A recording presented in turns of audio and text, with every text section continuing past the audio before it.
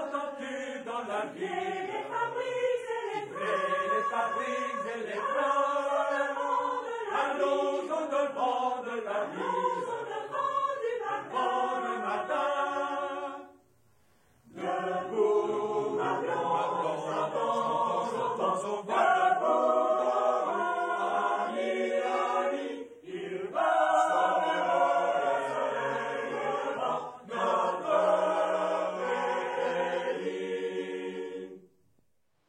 L'agisme. En ce début du XXIe siècle, ce mouvement de jeunesse, né dans les années 1930 autour des auberges de la jeunesse, est fort méconnu du plus grand nombre. Pour quelques anciens, c'est peut-être le souvenir du Front populaire et des premiers congés payés. Pour les jeunes de mon âge, c'est d'avoir eu des parents ou des grands-parents partant chaque week-end, sac au dos, dans l'allégresse et l'enthousiasme pour aller conquérir un monde nouveau. Nous allons donc découvrir cette histoire de l'agisme. C'est la mission de ce document, réalisé avec les témoignages de nombreux camarades, dont certains ne sont déjà plus de ce monde. L'agisme, ce mouvement de jeunesse, était très singulier et assez inclassable. Ce mouvement atypique, œuvre de garçons et de filles issus pour la plupart de milieux populaires, voulait changer le vieux monde et escalader le ciel. De son histoire compliquée, il ressort qu'il était très laïque et se situait résolument à gauche. Et pour tous ceux qui participèrent à cette aventure qui illuminera leur jeunesse, ce fut un épisode exceptionnel de leur existence qui devait les accompagner tout au long de leur vie. Contrairement à une idée généralement admise, les auberges de jeunesse n'ont pas été créées pour faciliter les voyages des jeunes à travers le monde, mais au contraire, ce sont les jeunes qui réunirent les conditions de l'apparition de ces installations d'un genre nouveau. Ce trait initial et original constitue l'axe de toute l'histoire des auberges de jeunesse et naturellement de l'agisme, particulièrement en France. Cette histoire de l'agisme va d'abord vous proposer la naissance de l'agisme en Allemagne au début du XXe siècle. Puis viendront l'importation en France dans les années 1930. La naissance de l'agisme français sera ensuite fortement influencée en 1936. La Seconde Guerre mondiale va d'abord interdire l'agisme en France, puis le tolérer en zone sud avec les cameroutes. La renaissance de l'agisme après la guerre devait, hélas, donner le spectacle de la division du mouvement. Enfin, la grande partie de la fin du document est consacrée aux valeurs qui marqueront à jamais l'agisme à la française.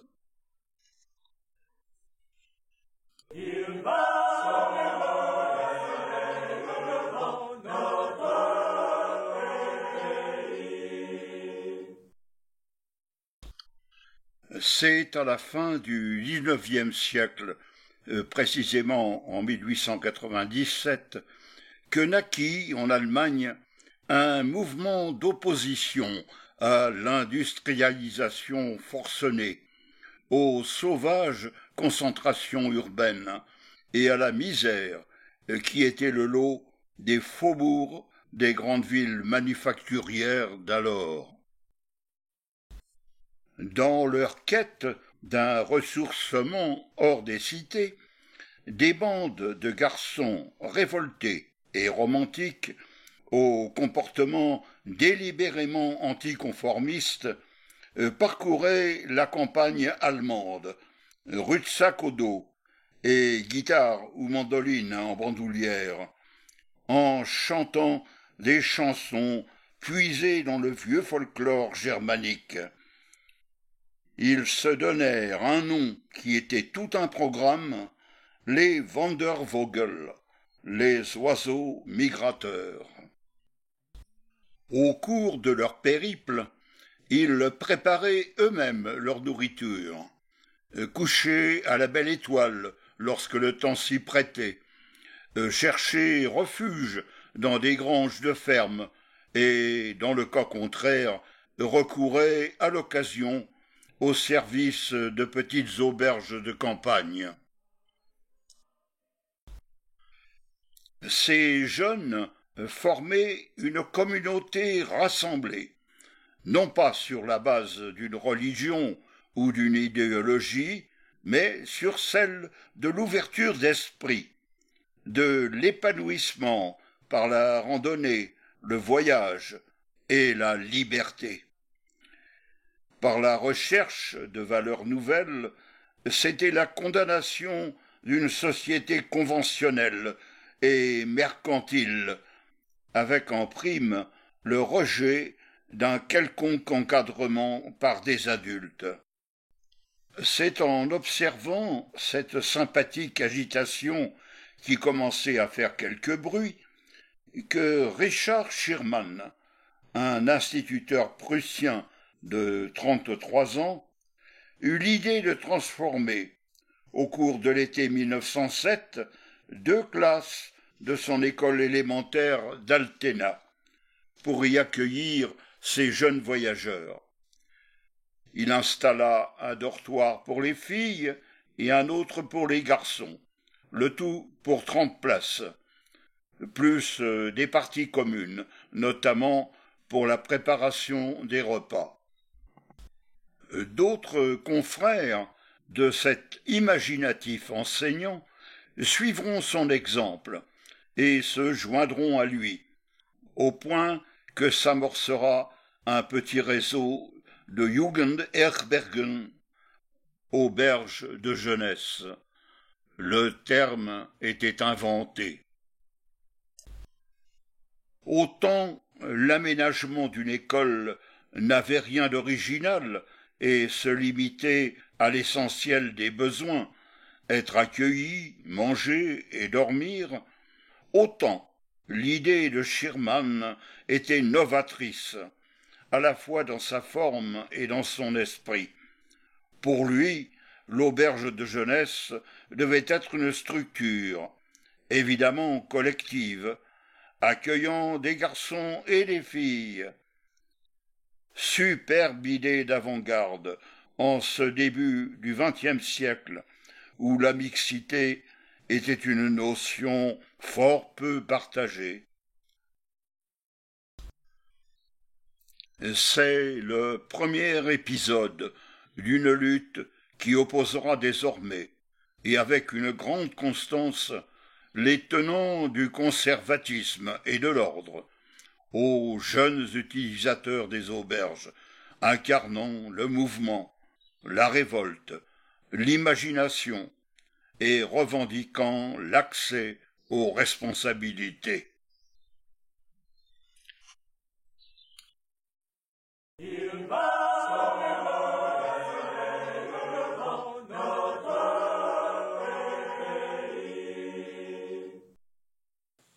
En France, plus de 20 ans après, c'est Marc Sangnier, un humaniste qui ne manquait ni d'idées ni de caractère, qui va lancer l'idée.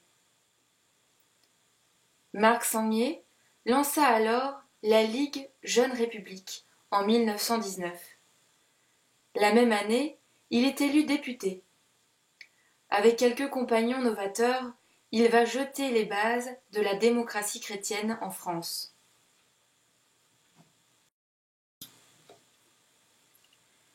Il décidera, en 1929, d'organiser dans sa propriété de Bierville, aux environs de Paris, un rassemblement international pour la paix. Ce fut un succès. Mais il sera impressionné par l'allure sportive et dégagée des Wandervogel allemands et d'autres jeunes encore, en short et sac au dos, à la différence des jeunes Français venus en complet veston, cravate, valise. Il réalisera son projet sans plus attendre. Bierville devint ainsi la première auberge de jeunesse française. Inaugurée le 27 août 1930, elle portera le nom d'Épi d'Or. 4 jours plus tard, La Ligue française pour les auberges de la jeunesse sera créée. Marc Sangnier en sera naturellement le président. Parmi les vice-présidents, on trouvera un commissaire international des éclaireurs de France et un commissaire national des éclaireurs unionistes.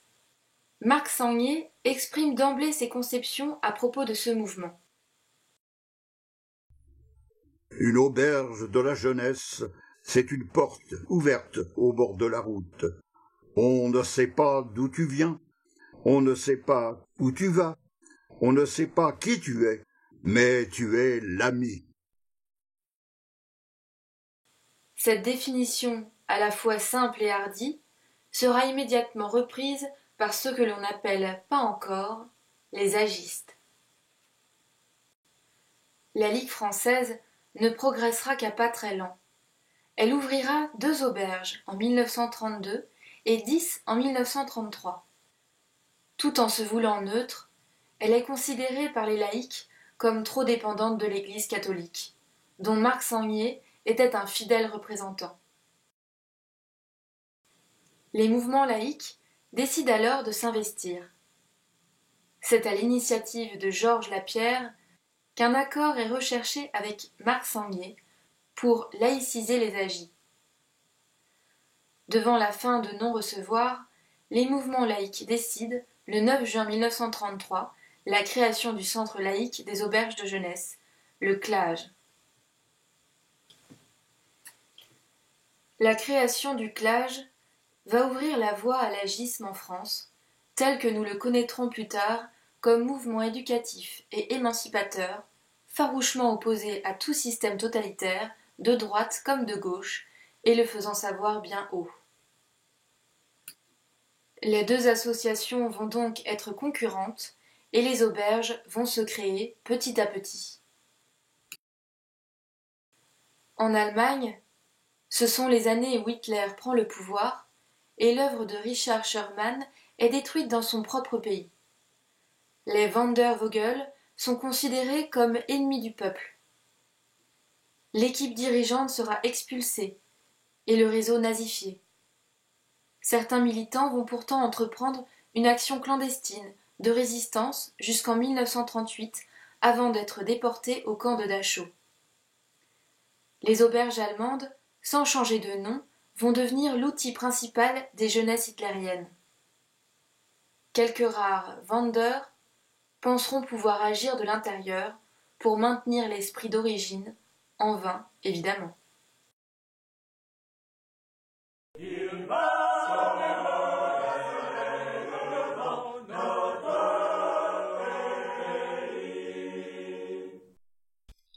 En France, en juin 1936, un coup de tonnerre va tout chambouler. 14 juillet 1935, 500 000 personnes dans les rues de Paris. Le succès de la journée de Front populaire encourage communistes, socialistes et radicaux à élaborer un programme commun à l'approche des élections. De l'unité d'action réalisée depuis 1934 contre les ligues fascistes, Thorez, Blum et Ramadier décident de passer au stade supérieur de la gauche unie. Au premier tour des élections, le 26 avril, les désistements réciproques entre communistes et socialistes permettent le 5 mai la victoire électorale du Front populaire. Ma blonde, entends-tu dans la ville siffler les fabriques et les trains? Allons au-devant de la vie, allons au-devant du matin. Debout, ma blonde chante. Le souffle chaleureux et pacifique de juin 1936 restera à tout jamais un épisode prestigieux de l'histoire de la classe ouvrière, et ceux qui ont connu ces journées en garderont à juste titre un souvenir exceptionnel qui ne s'effacera pas de leur mémoire. Pour la première fois dans l'histoire de la République, il sera créé un secrétariat d'État à la jeunesse, au sport, aux loisirs et à la formation professionnelle, que l'on confia à un député socialiste du Nord, imaginatif, volontaire et tenace, Léo Lagrange. Sans perdre de temps, Léo Lagrange va donner un sens et une réalité à la mission qui lui a été confiée. Il favorise le sport et l'éducation physique de masse, multiplie les bibliothèques publiques, encourage le développement de l'aviation et des croisières maritimes populaires, impose la création de billets de chemin de fer à bas prix pour les congés payés. Mais surtout, il saisit d'emblée l'intérêt exceptionnel que représentent les auberges de jeunesse dans la politique gouvernementale pour ce qui était des loisirs et de la culture populaire. C'est un véritable raz-de-marée qui déferlera sur les auberges de jeunesse. Prises avec des difficultés et des responsabilités nouvelles, dans le contact direct avec les nécessités humaines et les besoins primaires, ces garçons et ces filles, venus de milieux très variés, vont former peu à peu une équipe d'amis.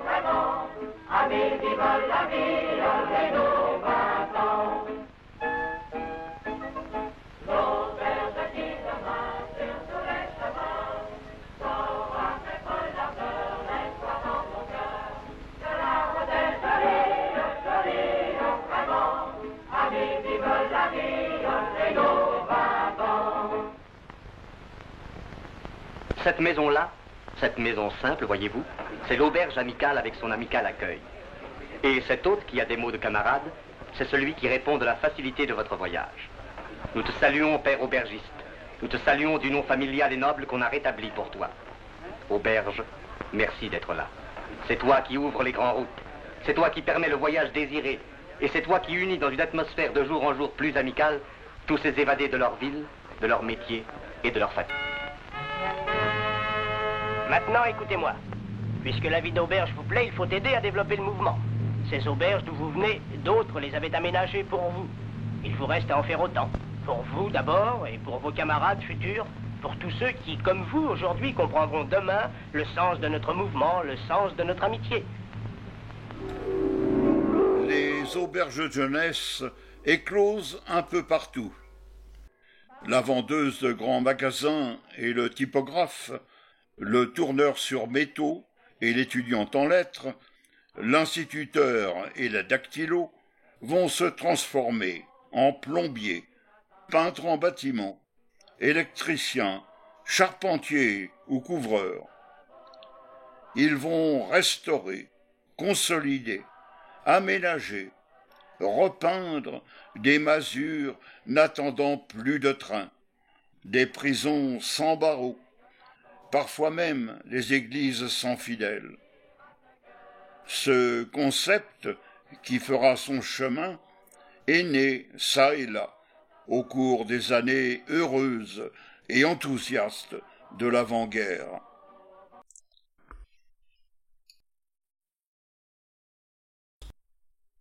En 1937, le réseau du Clage comprend un peu plus de 200 auberges, dans une demi-douzaine en Afrique du Nord, offrant près de 4500 places. En 1939, lorsque la guerre éclatera, Léo Lagrange laissera un mouvement en pleine expansion. Le Clage gérera alors près de 450 auberges, pour une capacité de 8500 places, et 42 auberges de ski, totalisant près de 800 places. Si l'on ajoute les 150 auberges de la Ligue française, la capacité du réseau français était d'environ 600 installations, offrant 12 000 places. Parler de la vie des auberges, c'est bien. Mais la vivre, c'est sans doute mieux. À l'auberge, tout vous est donné. Ainsi, jour après jour, dans les tâtonnements et l'improvisation, une éthique agiste prenait lentement forme. Elle était l'œuvre de lycéens, d'étudiants, mais surtout de jeunes ouvriers et d'employés, sortis de l'usine, de l'atelier, du bureau ou du magasin, le temps d'un week-end ou au cours des congés payés. À l'auberge, ils étaient autonomes. Ils en franchissaient le seuil par un sonore « Salut les copains !» Tout le monde se tutoyait d'emblée. Le soir, c'était la veillée, instant d'intense communion. Jusque tard dans la nuit, ils entonnaient des chants révolutionnaires ou venant d'un vieux folklore qu'ils faisaient renaître, et déjà un répertoire original hébergé que l'on retrouvera plus tard dans bien des collectivités de jeunes.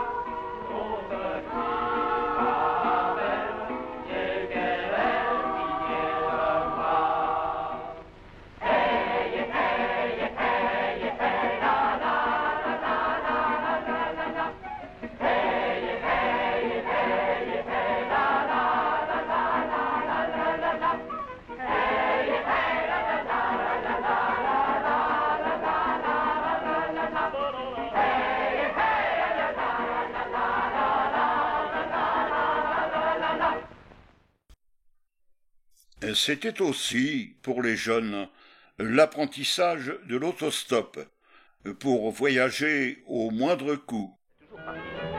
Et partir n'est pas la seule chose qui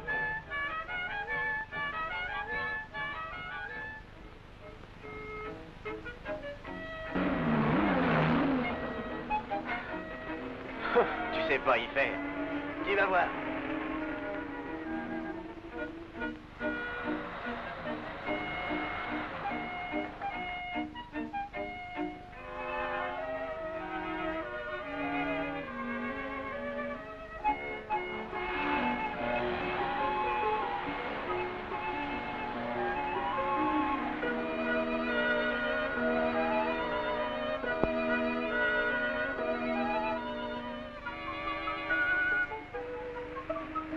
Merci encore. Bon voyage.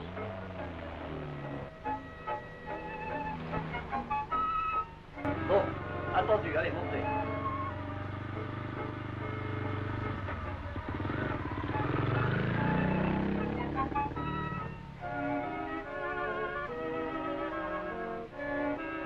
Ça y est, on va arriver bientôt.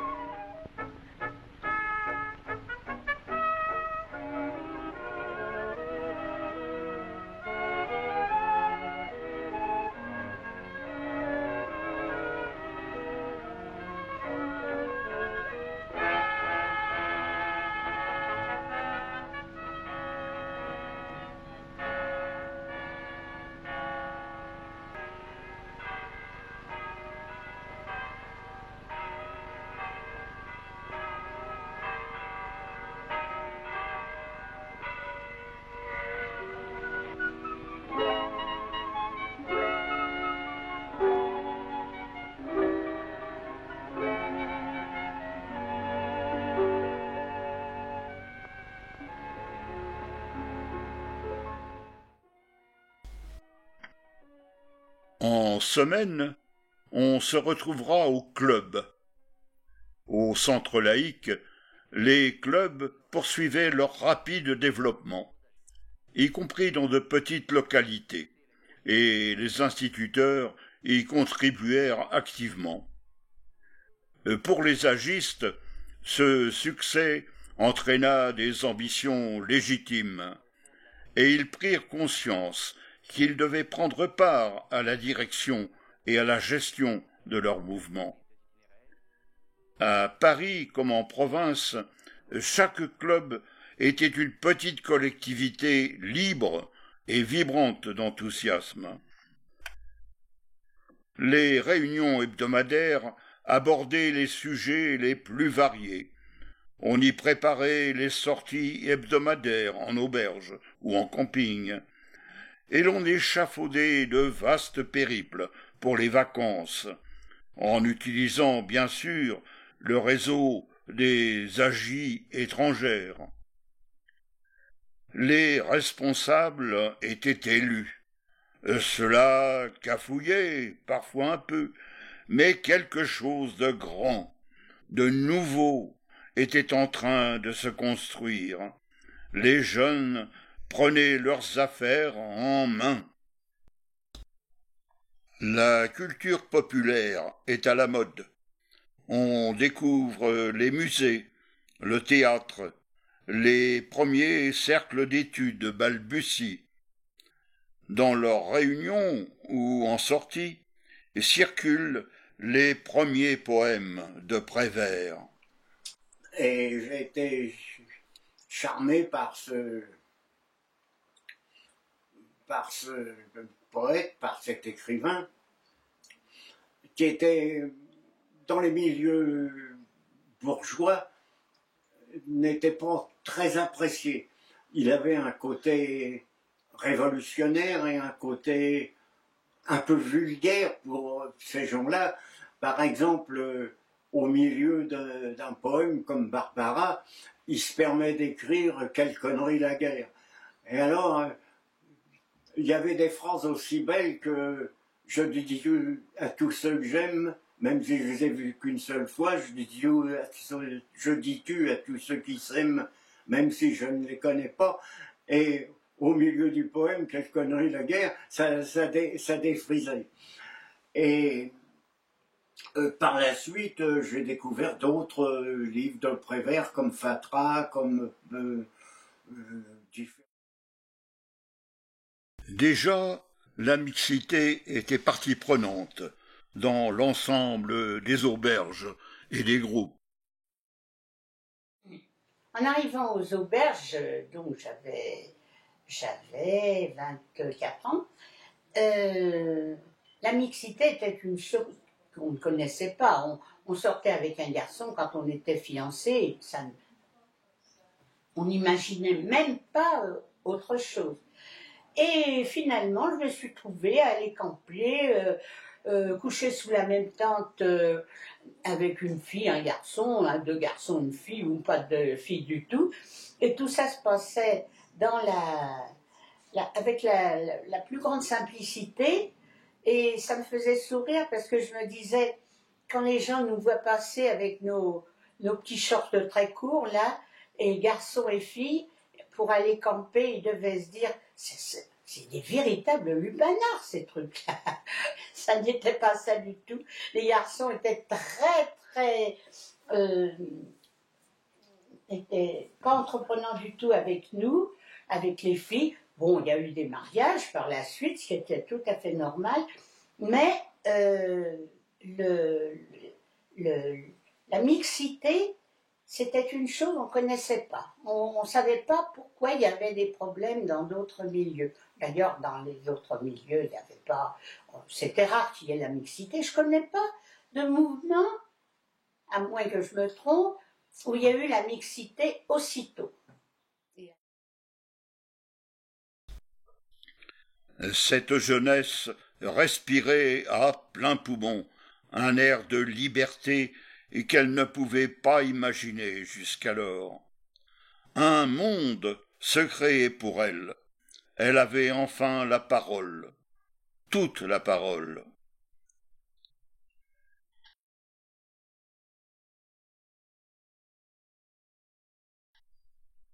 Une préoccupation allait pourtant les inquiéter. Ces espèces de garçons ou filles qui prenaient les auberges pour des hôtels à bon marché, où l'on vient s'encanailler un peu, ou encore ces groupes de fêtards, les considérant comme des maisons ouvertes à tous, et pour tous les débordements. Les agistes les qualifieront avec mépris de valochards, néologisme qui sera utilisé longtemps après. Et on voit arriver des tas de mecs qui disent « on y a droit ». Et qui foutent le bordel là-dedans. Les milliers de gars qui sortaient des usines, qui avaient droit aux vacances, et le Paris Soir, on disait « vous y avez